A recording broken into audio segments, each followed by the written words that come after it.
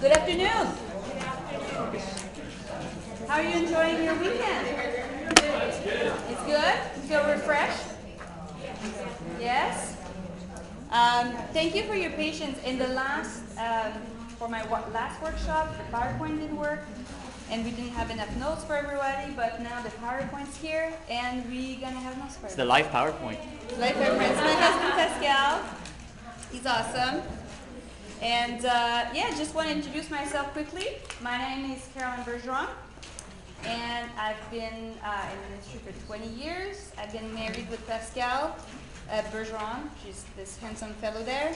For 20 years, last Wednesday. 20. Wow. Yes, well, I'm that old. Yeah. Wow. What's his name? Pascal. Oh, I thought you said Patrice. Patrice. Ah. Yes, no. There's one person that always calls me Patrice. Yeah, yes. No, he's not that good at hockey, can say. It's not this one, right? It's the one we changed with Sam. There's one we changed with Sam. There on keynote. Oh, really? Yes, and we have 3 kids. Samira's 15, almost 16. And Elliot is 12, and Emmanuel is 10 years old, and they're the joy of my life. I love them. And I gotta say that to make sure that I give my kids the best version of myself, being in ministry in 20 years, I have to make sometimes hard decisions. But I always, went before the Lord and just pray about it and how make sure that I was balancing well at home and church. And if there was ever a time where I felt that whatever, I would stop and I said, there's something wrong with you. You need to regroup, and you need to change your priority, and you need to change your schedule, because they are your first calling.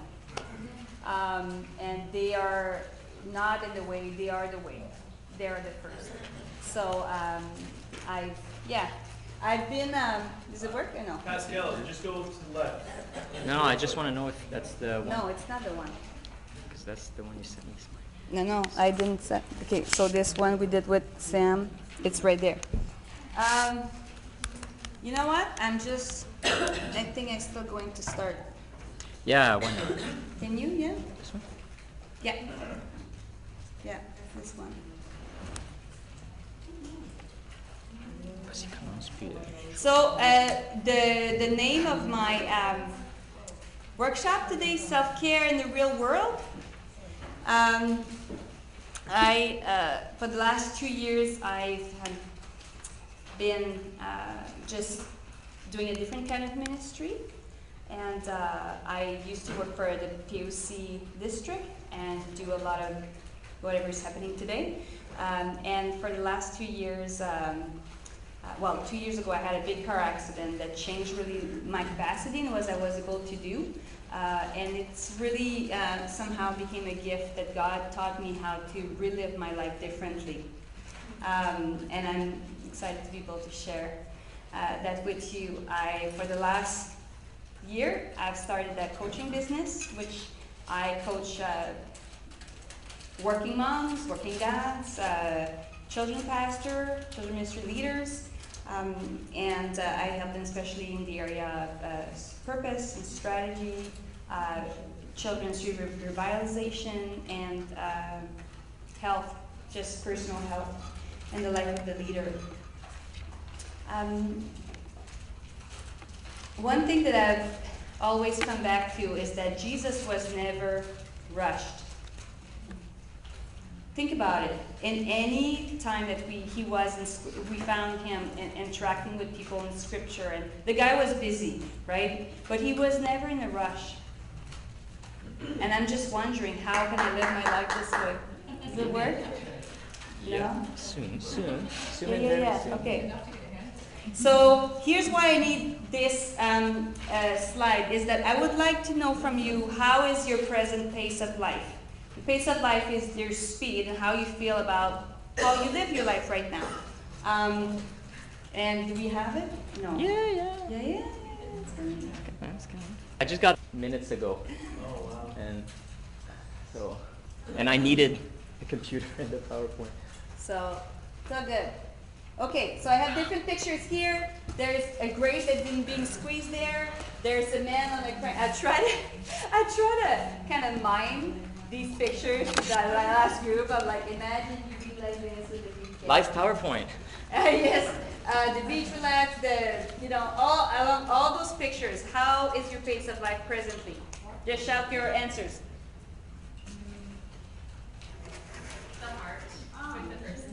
The heart with the person. Oh, lovely.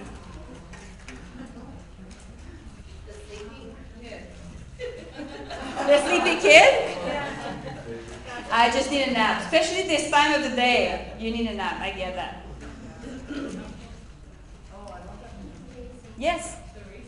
The race car. Who feels like the race car? Okay. Who feels like the grape there that's being squeezed? Okay. Who feel like that guy with the briefcase? Okay. And who feels like they're at the beach right now, the most relaxed that they've ever been, ever in their life? You? Feel good for you. Try to keep it up with this workshop. Make sure that you can stay this way. So what is soul care? Soul care is the essence of a person. It is a soul itself is based on three things: it's based on our emotions, our mind, and our will.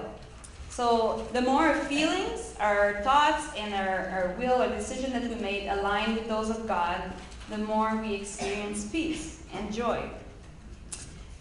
So in this workshop, I'm going to share 12 and 10 exercises that you can use and do at home to take the time to reflect and make adjustments in your life. I tell you, if you apply these principles, your life will never be the same. I've journeyed with enough people to know that these principles work. It worked in my own life, and it worked in the life of people. If it would be in a retreat setting, I would take each exercise and do it and say, go at the park and reflect and journal on it. I cannot do that right now, so I'm going to share the principle, and you have coaching question. Like if I was, because I'm a coach, so I wrote a question that I would ask you if I would be coaching you one-on-one. So you can do your own reflection, and then, just journal and make your decision based on that. So I'm not going to talk too long on the first point here, that is listen for dissonance, because we talk about it a lot. I know that Mark talked about it this morning, Leanne talked about it yesterday. But basically think about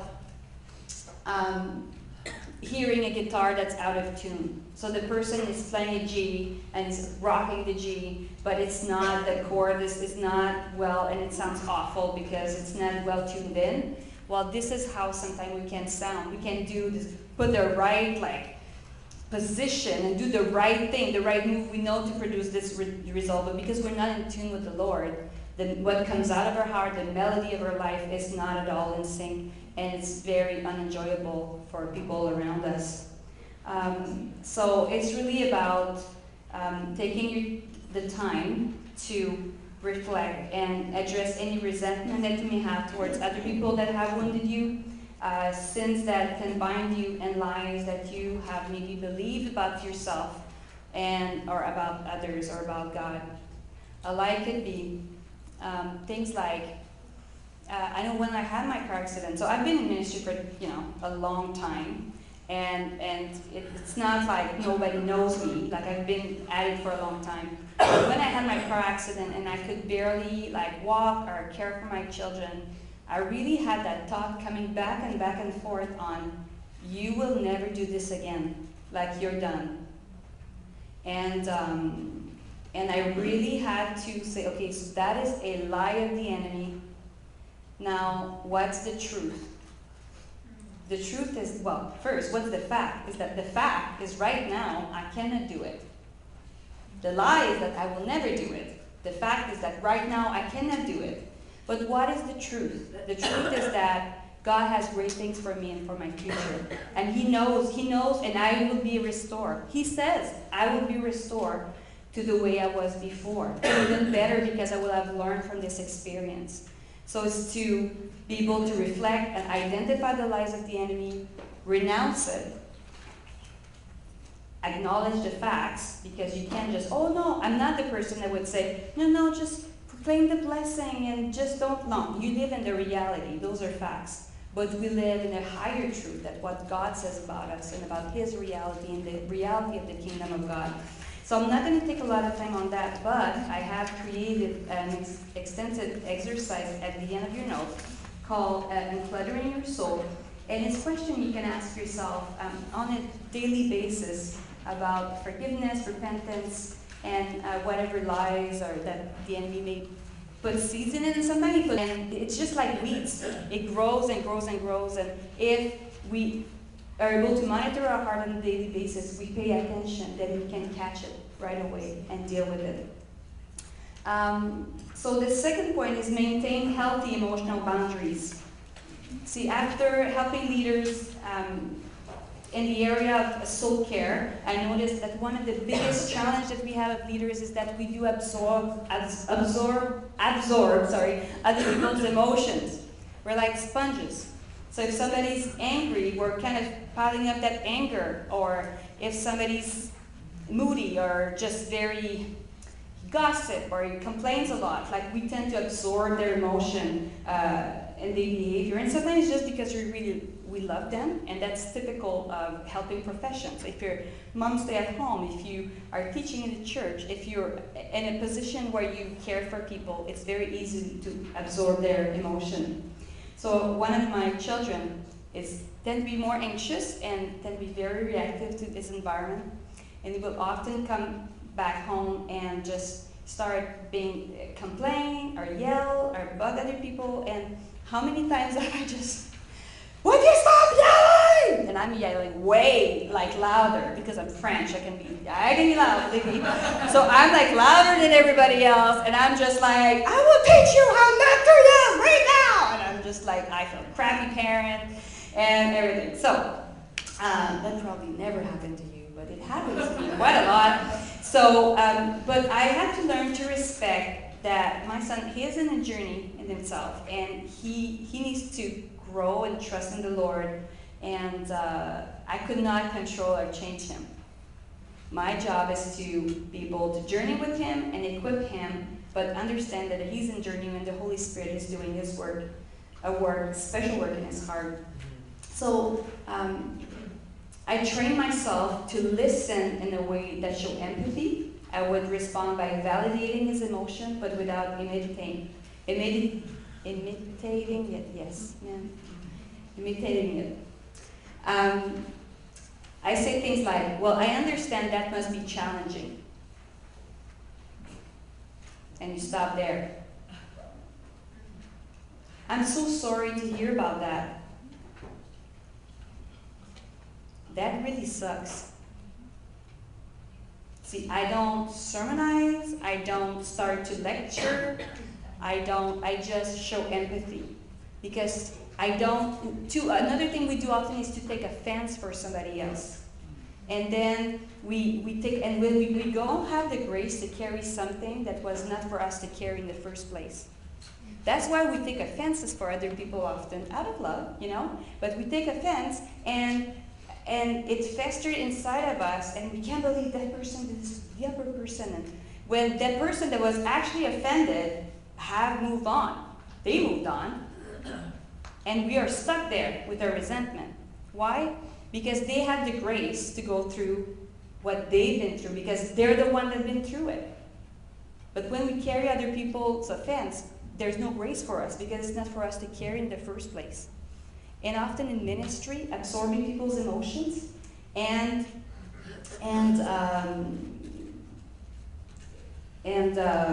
sorry, I'm looking for the word. And not taking on their offense. Not taking on their offense are the two things that can really drain our soul down. It's like a weight, something that can drain us completely. And so 3 questions for you. So imagine I'm in a coaching conversation with you, and I said you need to ask yourself those 3 questions. So what drains me the most right now? What makes me most anxious or angry? Which burden, offense, or behavior am I absorbing from others on a regular basis? And instead of absorbing these things, what will be my response? So if you know you have a volunteer that is, or a parent that tend to complain all the time, and you know you're going to have to see them, you get nervous inside, just prepare your response. And a response where you don't take it, you listen with empathy, and you make them feel valued, but you don't take it as your own. And those are not, what they're saying is not necessarily fact. They're their experience. So, the other point under maintaining emotional boundaries, healthy emotional boundaries, is nurture life-giving friendship. All of us have too many one-way friendship. Friendship where you give, but you don't receive anything back. And sometimes we can pour into people and I'm not talking if you're doing discipleship, if you're leading somebody to the Lord and you want to journey with them, 100%. But a lot of us spend a lot of our emotional energy on people that it's not a mutual friendship. It's just, they're always there to get something out of us and not to give forward. And another thing that I've learned to be able to nurture the friendships in my life is that I learned to really understand my friends' personality and what they needed from me and what they could give me. I have a friend and a mentor that I love for been friends for many years. And I would sometimes go to them, especially if something really deeply hurt me or something to help me process things. And that person has not much capacity to show a lot of empathy. They will be very solution-oriented, which I tend to be naturally. So I get why they would be like that. But I needed like some space for empathy. Can you just say, I hear you? I feel like I'm here with you, I understand.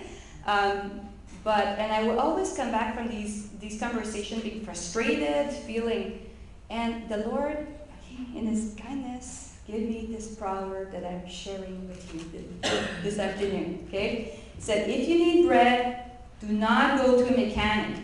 Find a baker, okay? So you have different friends in your life that can give you different things. Why am I keep going to the mechanic to get a piece of bread? That's on me. So know your friends. And it's not because they're bad friends, but I cannot be all to all things. So some people come to me to share about a specific area of life more, a specific area of journey, because they know that in my personality, I can provide a certain kind of support for them. But I know that they don't come to me for something else, because they have other people. And pressure in relationship, and we break a lot of relationship because we expect 1 or 2% to be all for us. And only Jesus can do it. And I'm sharing about that because for soul care, friendship is so important because we're never designed to journey alone. So that is really something we need to understand, get a hold of. And you need to have friends in your life that tells you when you have broccoli between your teeth, okay? So if I would be speaking for an hour and I have a big chunk of broccoli between my teeth, I mean, maybe for most people would just be, oh, it's so embarrassing for her. Oh my gosh. I know, she's going to go in the mirror later and watch. It's going to be so embarrassing. No, I need people that loves me enough to tell me, girl, go check yourself in the mirror. It looks awful, okay? So, but the same thing if we have broccoli, like kind of our heart. Imagine your heart, your soul, your mind, your spirit, whatever your action that you're doing, say, that stinks. That's not good. You need to revisit that. The friends that are daring enough and loving enough. Okay. So some coaching question for you to do on your own. Ask yourself, who are my true friends? Why do I contribute to my friends' lives? How do my friends contribute to my joy and personal development? And who are my one-way and draining friends? And why do I carry on with them? Yes? What's a good way to figure out who your true friends are? Like social experiments or something? Again, true friend. I think it's the both-way relationship because somebody can be, let's say, My best friend told me like 3 years ago, she said, Carolyn, you're like the best person to strategize and help me get perspective, but you don't listen as well. You talk a lot. So I was like, oh my God, this is so awful. I don't want to be like that.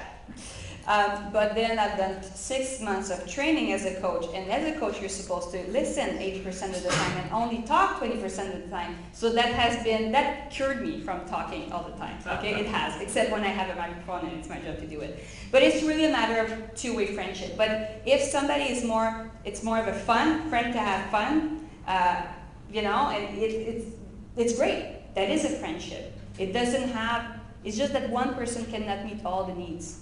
If not, you set yourself up for disappointment. That's why you need a circle around you.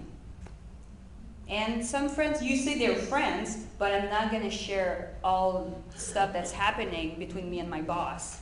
Not because you don't trust them, but because it's not just that kind of friendship. And it's okay. We don't need to have like 1 or 2 besties that we say everything, that know everything about us, and we do everything all the time together, because we grow up and we have different interests, and you know, so it's good to have more circle around us, because it's a lot to carry on one person to be all for that person. It's a lot, and we're not gifted at everything. We can change. Like I'm a better listener.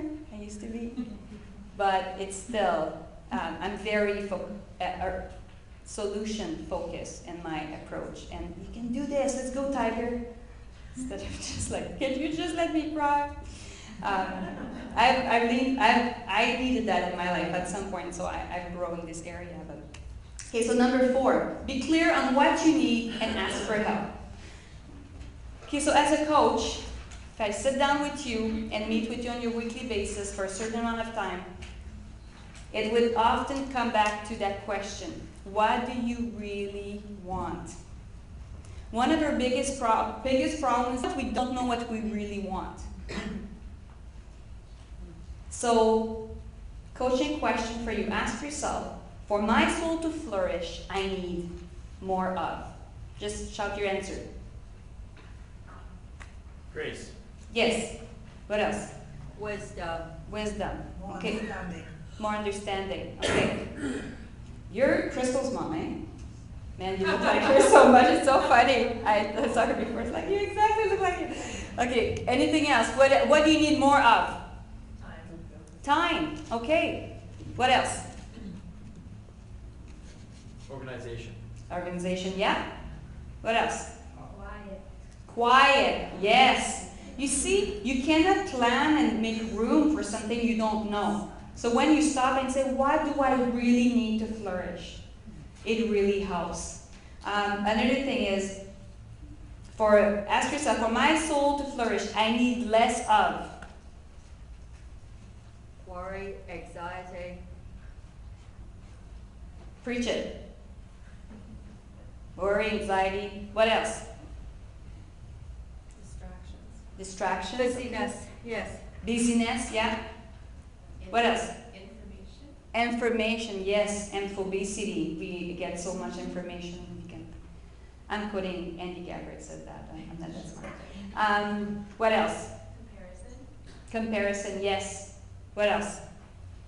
Toxicity. Okay, so you need to be very clear on what you need, because what I need is different than what you need. So I'm not going to tell you this is exactly the thing you do, because I have different needs than you do. But one of the best things that you can do, I go with your handout, Laurel. Thank you so much for printing this, because I had so few.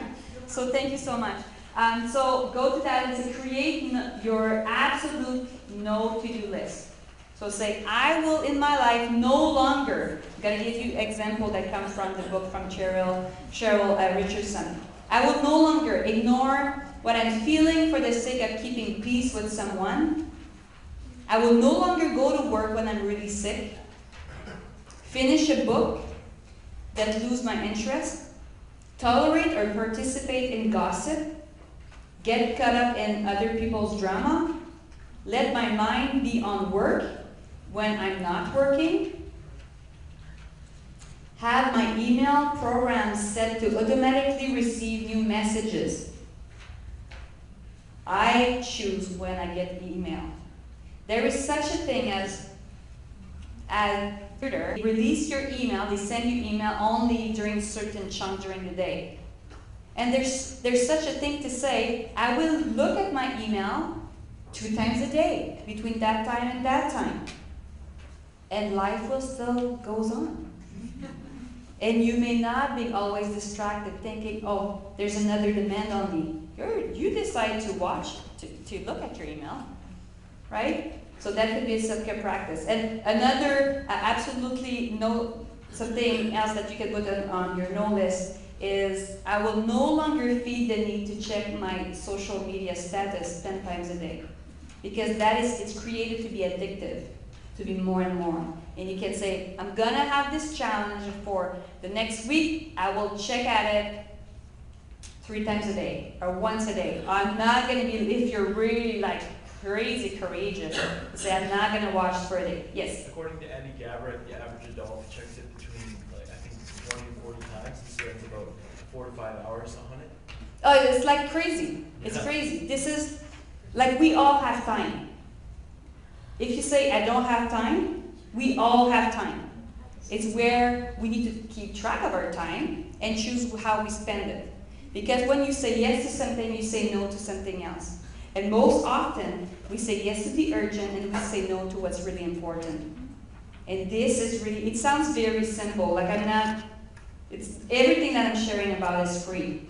But are things that if you apply will revitalize your soul like nobody's business and bring you a great deal of freedom. So number 5, yes, it exactly have to do with that unplug. See, I've been in ministry for more than 20 years and I can tell you that it's a fact that there's no benefit into looking at your emails past 10 o'clock at night or even past 9. There's no information you're gonna receive that's gonna say, oh, I will go to bed way more peaceful tonight. So why are we still doing it? So ask yourself, when do I really need my phone to be turned on? Like, really? When do I really need it to be on? At what time do I presently stop looking at my phone, my email, my text messages at night? And how is this impacting my rest? So choose right now. At what time every night will you stop looking at any outside information? I'm not even talking about all the statistic about the blue screen that prevent you from sleeping, that you're probably aware of blue screen. But even that, just not receiving that information, putting in boundaries.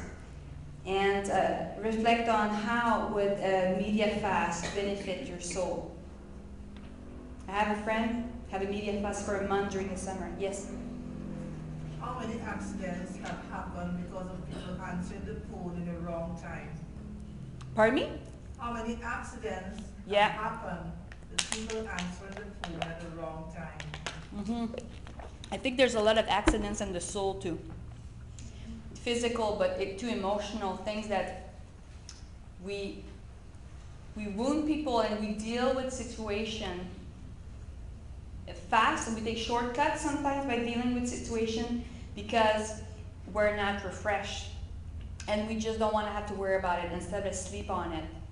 And you know, when you say no, it's like saying, God will sustain his work even if I go to bed and not worrying about it.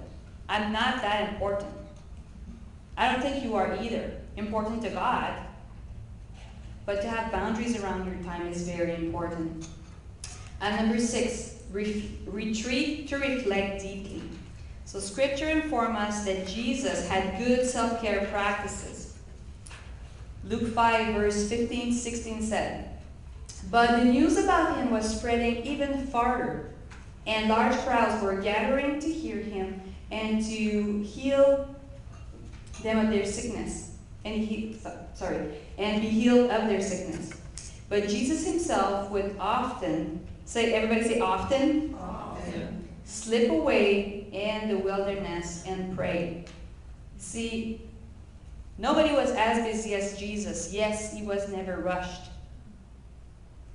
One of my self-care practice, I would like to do it every week, but sometimes it's impossible with the kids, schedule and stuff. So at least twice a month, I drive my car, I go to White Rock, and I spend 2 hours by the ocean with notebooks. I just meet sometimes my Bible, sometimes a notebook, but just I breathe, I do exercise, like just something like this. Take a deep breath. Say, I love my Father, and my Father loves me. I have all I need, and He gives me peace.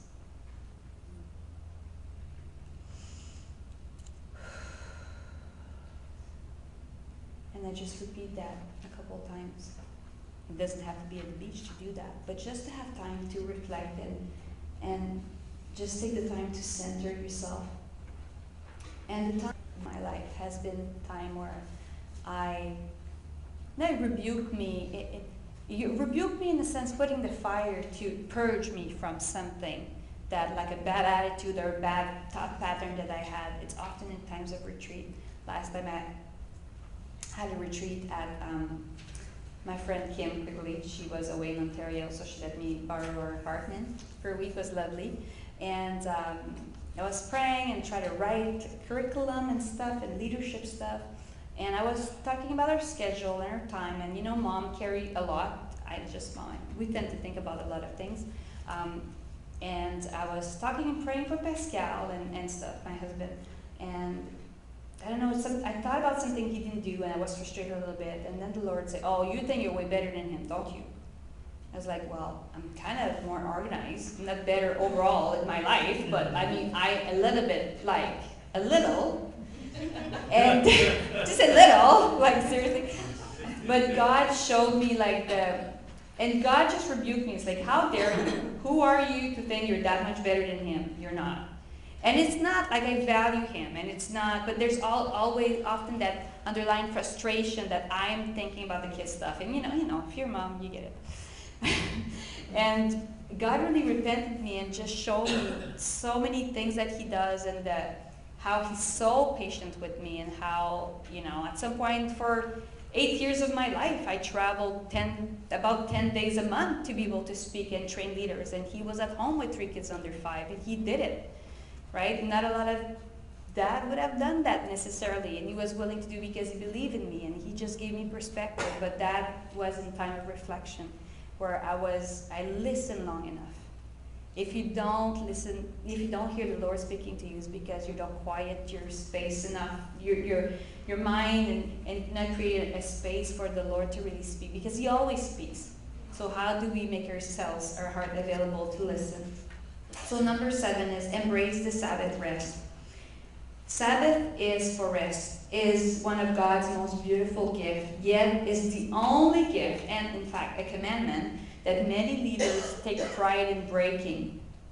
We would never say, oh, I got to kill 5 people yesterday, that was really awesome, which you shall observe the Sabbath, there's just one commandment between those two. You shall observe the Sabbath and do not kill. So somehow it's very important.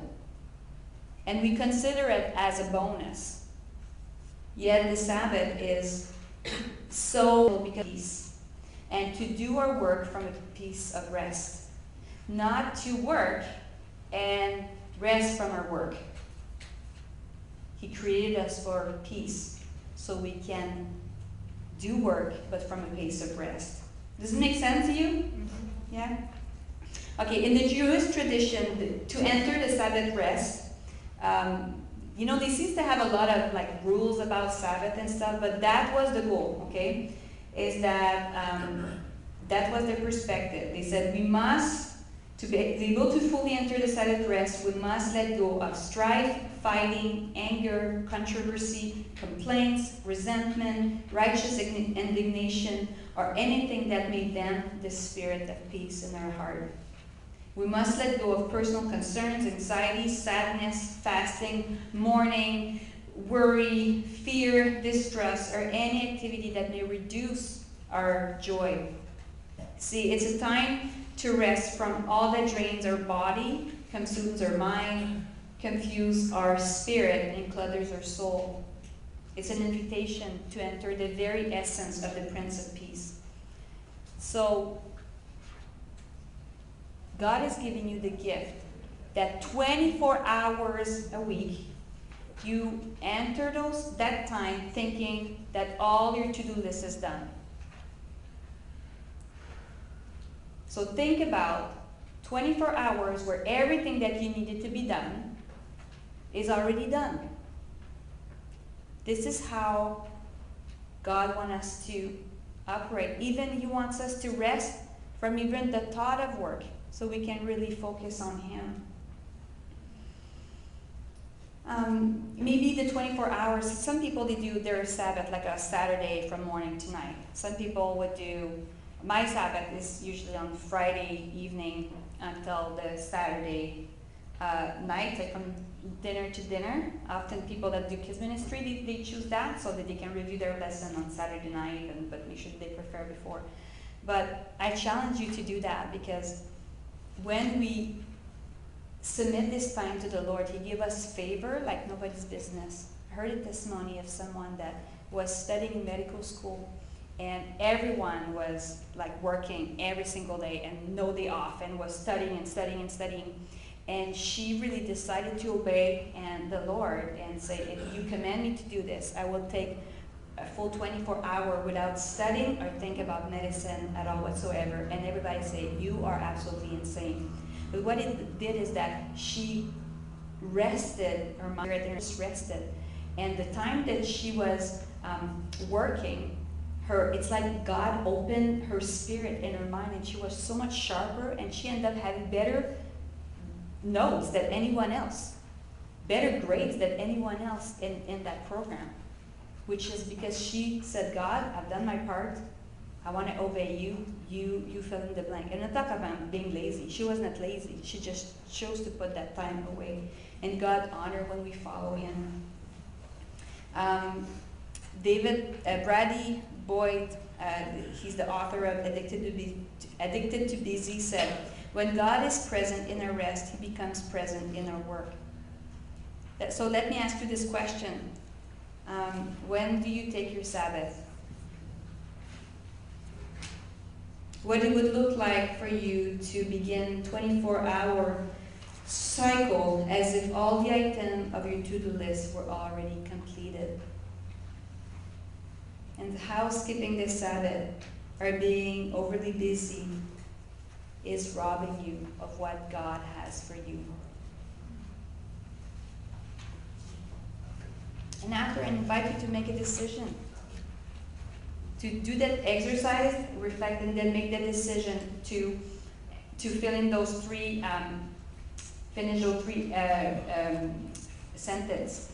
First one is, I will take my Sabbath from to fill in the blank. So I will just make the decision. I will take my Sabbath from that time to that time.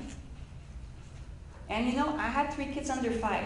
So I know like crazy and working, and I know how it's just, how can you really rest with 3 kids under 5? Well, what really helped me is say on my Sabbath, I won't, and made a thing. So on my Sabbath, I won't worry about my kids for any aspect. And when my time go into, maybe that's something, I wonder how I won't go there on my Sabbath.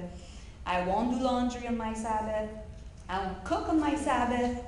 But I have to cook the day before because I still want to feed my family. And I say, I'm not doing anything, just feed yourself. But sometimes I have to plan it, right? But I made a decision that I'm going to have my Sabbath from that time to that time, decide what I won't do on my Sabbath and what I will do. So we just really have to run through this. I wish I could just bounce ideas with you, but if you can fill up this exercise, it will be, and follow through would be one of the most liberating exercises that you can do. The other one is practice gratitude every day. So gratitude is more than the word we speak. It's a position of our heart before God, and it's a powerful weapon that frees us from greed, comparison, envy, jealousy, and entitlement. See, research shows that people who reflect on God's generosity express their gratitude freely towards others, celebrate daily blessings, and journal their emotions are generally happier, and they decrease their tendency for criticism, bitterness, and negative thinking. Just gonna put that there. And I love this quote by David Rast. He says, "It is not joy that makes us grateful, it is gratitude that makes us joyful." There's a prayer that called examined by this exercise by Ignatius of Loyola. He's a monk, and he created this exercise that every day we would stop and ask ourselves these 3 questions. Say, when and where did I feel most alive today? So it could be today, like the past 24 hours, or it could be today if you do it at night. Also, when and where did I feel most joy? The other one is, when and where did I feel most connected to my Creator? And then response by thanks God for those opportunities and write them down. Write just everything that comes to your mind. And you know, there's such a sense of trust and faith that grow. You know that when you practice gratitude, you train your brain to be happy. Research actually prove that a person that starts, they would scan the brain before, they would start to increasing, like just the habit of being thankful and nurturing gratitude in their life. Their happiness hormones and part of their brain that reflect happiness would actually grow and be more stimulated. It's pretty fascinating. The other one is trust God by having fun. Okay, you need to have fun, and you need to have time where you just do nothing. Because playfulness requires a great deal of faith in God. Think about it.